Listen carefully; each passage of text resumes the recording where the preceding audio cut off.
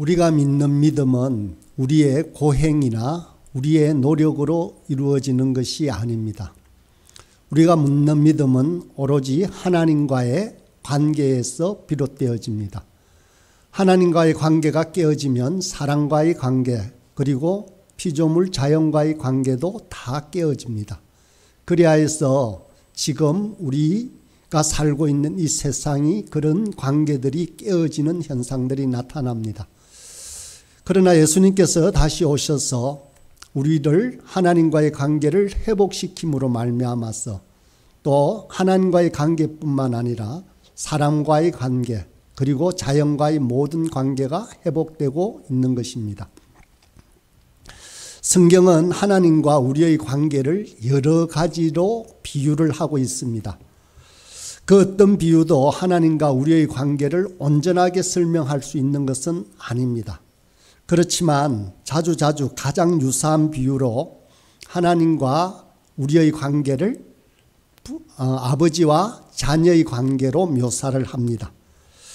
예수님께서도 우리에게 기도를 가르쳐 주실 때 하늘에 계신 우리 아버지여라며 하나님을 아버지라고 부르도록 하셨습니다. 가정은 어떤 면에 있어서 하나님과 우리의 관계를 드러내는 데 있어서 충분하지는 않지만, 완전한 그림은 아니지만 그래도 가장 가까운 그림임에는 틀림이 없습니다. 가정은 굉장한 특별한 구조입니다. 가정에서 부모가 자녀를 양육하는 과정을 통해서 부모와 자녀가 하나님이 바라시는 사람으로 만들어져 가기 때문입니다. 송아지나 강아지는 태어나자마자 금방 자기 발로 서고 걸을 수 있습니다. 하지만 사람은 태어나서 적어도 1년이 지나야 스스로 걸을 수 있습니다. 또한 사람은 자기 스스로 돌보며 살 수 있으려면 상당한 기간의 양육 과정이 필요합니다. 이 양육 과정에서 부모들은 수많은 수고와 아픔을 겪어야 합니다. 자녀를 기르는 것은 정말 어렵습니다. 자녀를 잘 기르고 싶지 않은 부모가 어디 있겠습니까? 그런데 부모가 자녀를 양육할 때 수많은 희생과 아픔과 수고가 없이는 불가능한 것입니다. 자녀들도 마찬가지입니다. 부모에게 철저히 의존되어 살던 삶을 점차 부모로부터 독립하여 하나의 인격으로 자라나게 됩니다. 가정은 부모나 자식이 하나님의 자녀로 살아가는, 자라나는 축복의 통로라고 할 수 있습니다. 은혜의 통로라고 할 수 있습니다. 그런데 하나님이 주신 귀한 가정도 죄 때문에 아픔과 질고가 있습니다. 부모 노릇하기가 쉽지 않은 세대입니다. 자식들도 똑같이 아픔과 질고가 있기 때문에 자식 노릇하기가 쉽지 않은 세상입니다. 그러나 사도 바울은 우리에게 이렇게 전합니다. 오늘 본문 20절 상반절을 보면 자녀들아 모든 일에 부모에게 순종하라라는 말씀이 있습니다. 성경이 자녀들에게 주는 첫 번째 권면은 바로 순종입니다. 우리가 부모에게 순종하기가 어려울 때가 있습니다. 하지만 그럴 때는 순종하지 않아도 된다라는 것이 아니고, 말씀에 보면 모든 일에 부모에게 순종하라라고 하십니다. 그 어떠한 일에도 순종하라는 말씀입니다.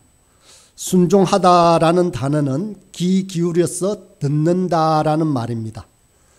부모가 어떤 말을 할 때 귀 기울여서 복종할 마음을 가지고 듣고 순종하라는 뜻입니다. 부모의 마음을 듣는다는 심정으로 그들의 말에 귀 기울이고 순종하는 자세를 가져라 하는 뜻이 그 본문의 말씀입니다. 그냥 이 말은 동양 사상에 나오는 일반적인 윤리나 도리에 그치는 것이 아닙니다. 이 성경 말씀은 바로 하나님의 명령입니다. 부모의 권위가 바닥에 떨어져서 자녀가 부모를 함부로 대하는 오늘날에도 성경은 자녀들에게 부모의 말에 복종할 마음을 가지고 귀 기울이라라고 명령합니다. 자녀들이 왜 부모에게 순종해야 하는지가 20절 하반절에 나옵니다. 이는 주 안에서 기쁘게 하는 것이다 라고 했습니다. 눈에 보이는 부모에게 순종하는 것이 눈에 보이지 않는 하나님을 사랑하고 순종하는 표시라고 했습니다. 부모의 말씀을 귀담아 듣고 전심으로 순종하면서 하나님을 사랑하는 것을 드러낼 수 있다라는 것입니다. 하나님은 아마 이 명령에 참으로 중요하다고 생각하셨나 봅니다. 십계명을 보면 십계명은 하나님을 향한 인간의 마땅한 도리이기 때문에 모두 하라, 하지 마라 라는 명령으로 끝납니다. 그 어떤 약속도, 그 어떤 언약이나 계명에도 약속이 드러나 있지는 않습니다. 그런데 다섯째 계명, 곧 부모 공경에 대한 계명에는 하나님이 약속을 덧붙여 놓았습니다. 그저 명령으로 끝나는 것이 아니다는 것입니다. 출애굽기 20장 12절에 보면 내 부모를 공경하라. 그리하면 내 하나님 여호와가 내게 준 땅에서 내 생명이 길리라 라고 했습니다. 부모에게 순종하면 약속이 있습니다. 장수하는 약속을 덧붙여 놓았습니다. 이것은 하나님께서 아주 기뻐하시는 계명이기에 이러한 약속같이 덧붙여진 것입니다. 에베소서 6장 1절에서 3절을 보면 이렇게 말씀합니다. 자녀들아 주 안에서 너희 부모에게 순종하라. 이것이 옳으니라. 내 아버지와 어머니를 공경하라. 이것은 약속이 있는 첫 계명이니 이로써 내가 잘되고 땅에서 장수하리라. 부모 공경의 계명은 약속 있는 첫 계명이라고 했습니다. 땅에서 자신이 잘되고 땅에서 장수하는 복을 주신다라고 약속하셨습니다. 정말 이 부모 공경은 하나님이 기뻐하시고 좋아하시는 그러한 말씀입니다. 세상적 기준으로 보면 부모의 자질이 그리고 학벌이 인품이 지위 등이 탁월하기에 그렇게 공경하라는 것은 결코 아닙니다. 부모가 자식에게 뭘 해주었기 때문에 그 대가로 공경하라는 말도 아닙니다. 비록 부모가 아무것도 갖추지 못했다라고 할지라도 나를 낳아주시고 길러주신 것만으로도 충분히 존경받아야 할 자격이 있다라는 것입니다. 하나님께서 부모를 통해 나를 이 세상에 보내시고 양육하신 줄로 믿고 부모에게 순종하고 공경하라고 명령하고 있는 것입니다. 자녀된 저와 여러분은 이 땅을 살아가는 동안 부모가 여러분을 위해서 행하신 귀한 수고를 잊지 않고 평생 가슴에 간직하고 살아야 합니다. 저 같은 경우는 이미 부모님이 안 계시는 경우도 있습니다. 후회하지 않고 말씀대로 순종하셔야 됩니다. 그런데 가정이 넉넉하지 못해서 충분하게 공급해 주지 못한 부모였을지라도 지금까지 자녀들에게 한 일을 늘 기억하고 노년의 인간으로서의 존경과 마음을 유지하며 살 수 있도록 필요한 돌봄과 재정을 공급해야 한다라는 뜻이 바로 이 순종의 의미에 내포되어 있습니다. 결혼한 사람은 배우자의 부모에게도 마찬가지입니다. 사실 우리 교회에는 이런 모범이 되는 귀한 분들이 있습니다. 이무종 집사님과 전도사님을 보면 이 두 분은 결혼하면서 어머니를 한 집에 모시고 지금까지 살고 계십니다. 약 30년이 넘는 기간을 함께 모시면서 한 집에서 그렇게 사셨습니다. 오늘날에는 쉬운 일이 아닙니다. 또 이민국 집사님과 도지혜 집사님은 고령의 어머니를 지금 계시는 권사님 어머니를 모시고 있습니다. 둘째 아들인데 지금 특별히 모시는데 권사님이 저번에 나누실 간증에서 둘째 아들 집에 있어서 정말 행복하다라고 말씀하셨습니다. 이런 섬김은 쉬 일어나는 것이 아닙니다. 무엇보다도 우리는 부모님에게 공경하려면 자주 만나고 자주 대하는 일이 가장 소중합니다. 요즘은 다 키워놓은 자녀들은 저 살기 바빠서 부모를 잘 찾아오지 않는다라고 합니다. 연락도 잘 안 하고 말입니다. 그렇나요? 우리 아들은 결혼을 하고 매일 연락하지 않습니다. 그런데도 꼭 일주일에 한 번이나 이렇게 아니면 중간에라도 연락하는데 그것이 집사람은 아주 반가운가 봐요. 너무너무 이 대화하는 전화 통화만 하는 것으로도 기쁜가 봅니다. 저희들도 조금씩 알아가고 있습니다. 적절히 안부를 묻는 자녀가 드물다고 하는 이때 치열한 경쟁 사회를 살기 어려워 그러나 보다 하고 부모님들은 그저 그렇게 덤덤하게 대합니다. 그렇지만 부모는 나이가 들수록 사는 게 외롭고 허무하다고 느낀다고 합니다. 그래서 전화로 혹은 직접 찾아뵈어 부모의 기쁨이 되는 것이 바로 이 순종의 의미에 포함되어 있습니다. 사실 부모들이 부모답지 못한 행동으로 텔레비전 뉴스에 나와 사람들의 가슴을 찢어놓는 세대입니다. 혹시 저와 여러분의 부모가 그렇다라고 할지라도 순종하고 공경하라고 성경은 가르치는 것입니다. 부모를 용서하고 인정하고 섬겨야 합니다. 우리는 다 헤아릴 수 없는 하나님의 청량할 수 없는 섭리와 계획에 따라 부모를 만났으므로 부모님을 용서하고 또 부모에게 순종해야 한다라고 성경은 거듭거듭 가르치는 것입니다. 본문 한 곳에 나오는 것이 아니고 구약 신약을 통틀어서 부모 순종에 대한 이야기들은 거듭거듭 나옵니다. 바로 이어서 바울은 부모된 자에게 권면합니다. 여러분 중에는 자식이면서 부모인 분들도 있을 것입니다. 부모로서의 역할도 다음과 같이 하도록 권면합니다. 오늘 본문 21절입니다. 아비들아 너희 자녀를 노엽게 하지 말지니 낙심할까 함이라. 여기서 아비들아라고 불렀지만 이 말 속에는 분명히 어미들도 포함이 되어 있습니다. 이 부모들이 자녀를 양육하면서 가장 조심해야 할 것은 자녀를 노엽게 만들지 말아야 한다라는 것입니다. 자식이 받은 마음의 상처 때문에 아프고 분노할 수도 있습니다. 또 부모들이 자신의 권위를 가지고 전적으로 의존하는 자녀들을 자칫 노엽게 만들 수도 있다라는 것입니다. 어떤 방식으로 우리는 자녀를 노엽게 만들 수가 있을까요? 그냥 한번 생각을 해보았습니다. 첫 번째는 자녀에 대한 부모들의 과도한 기대가 그들을 노엽게 할 수도 있습니다.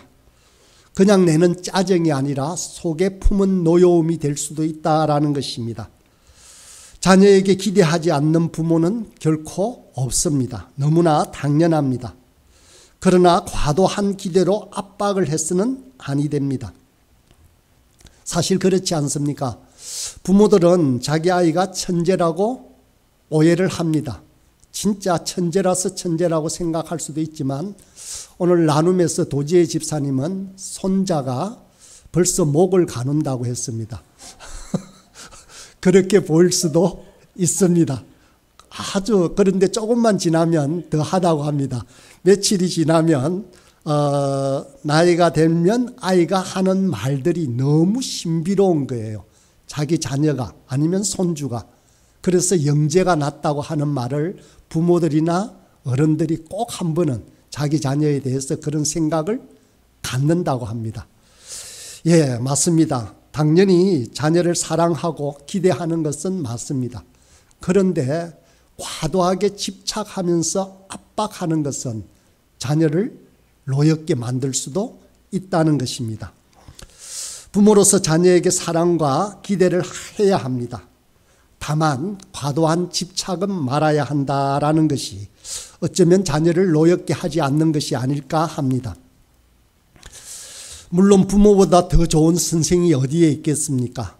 자녀들이 어려움에 처했을 때 부모에게 전화를 해서 적절한 상담을 요구하기도 합니다.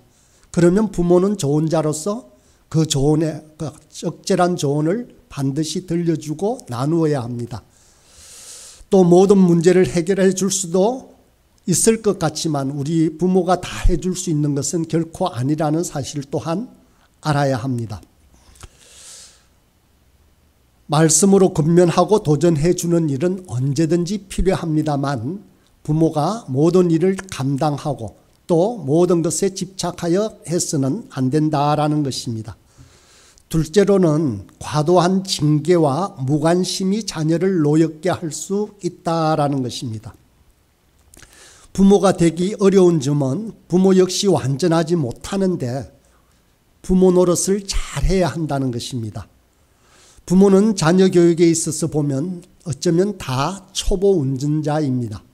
첫째를 놓고 둘째를 기르면 아주 잘할 것 같은데 또 둘째가 첫째와 다릅니다. 그래서 또다시 초보 운전하듯이 운전하게 된다라고 하는 것이 보통의 이야기들입니다. 사실은 처음으로 부모가 되는 경우는 20대 후반이나 30대의 나이에 자녀의 인생을 책임지고 양육하는 것이 얼마나 힘들고 두렵겠습니까? 정당한 징계와 적절한 선을 긋기가 어려울 때도 있습니다. 부모의 역할이 어렵기 때문에 부모들은 자녀를 키우면서 사실 기도하지 않을 수가 없습니다. 우리의 기도들 중에서 가장 많은 기도는 어쩌면 자녀를 위한 기도였을지도 모릅니다. 자녀들이 잘못했을 때 징계는 필요합니다. 하지만 과도한 징계나 반대로 지나친 무관심 또한 자녀를 노엽게 합니다. 이처럼 극단적이 되어서는 결코 안 됩니다. 지나치게 집착하거나 지나치게 무관심한 일은 참으로 어려움을 갖게 됩니다. 적절한 선과 균형을 지키고 정당한 징계를 하면서 자녀에게 관심을 갖고 그를 보호하는 게 좋습니다. 이것이 부모가 해야 할 핵심적인 역할입니다. 이 조율이 이것을 지키는 일이 부모로서는 어렵기도 합니다. 그래서 자녀를 키우는 부모들은 반드시 하나님의 은혜를 구하지 않을 수가 없고 또 기도하지 않을 수가 없습니다. 자녀들이 노여워하면 부모들은 낙심하게 됩니다. 자녀들이 낙심하게 됩니다. 낙심한다는 것은 열정과 정열을 잃어버리게 되는 것입니다. 자녀들이 만약에 크게 낙심하면 자기가 가지는 희망과 소망들을 좌절로 꺾어버리게 되는 것입니다. 바람직하고 정당한 열망을 품지 못하고 그 열망이 어려서부터 꺾인다고 합니다.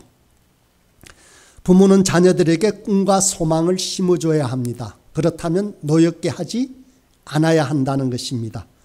길을 꺾지 말아야 하는 것입니다. 부모는 주님의 교양과 훈계로 자녀를 기르는 것이 얼마나 중요한 것인지를 반드시 기억해야 합니다. 그리스도인의 부모들도 자주자주 이 사실을 망각합니다. 그래서 과도하게 집착하고 과도하게 징계하는 일이 잦다라는 것입니다. 무엇보다도 자녀에게는 믿음을 심어야 합니다. 자녀에게 자신이 사랑받는다라는 확신을 심어 주어야 합니다. 무엇보다도 말씀과 은혜를 풍성하게 공급받으며 자녀들이 자라날 수 있도록 그런 환경을 꾸며주고 만들어야 합니다. 사랑하는 여러분, 저도 부모가 되어보니 부모가 된다는 일은 정말 어렵습니다. 또 한편으로는 좋은 자식 노릇하는 것도 그저 되어지는 것만은 결코 아닙니다. 그래서 우리에게 더욱 주님의 은혜가 필요한 것입니다. 사람의 힘으로는 도무지 가능하지 않는 일이기에 완전해지기 위해서는 하나님의 은혜를 구하고 또 그분의 도우심을 구해야만 합니다. 그럴 때 참된 부모, 신실하고 순종하는 자녀가 될 수 있습니다. 그런 복된 부모의 삶, 자녀의 삶을 사시는 저와 여러분이 되기를 간곡히 바라고 기도합니다.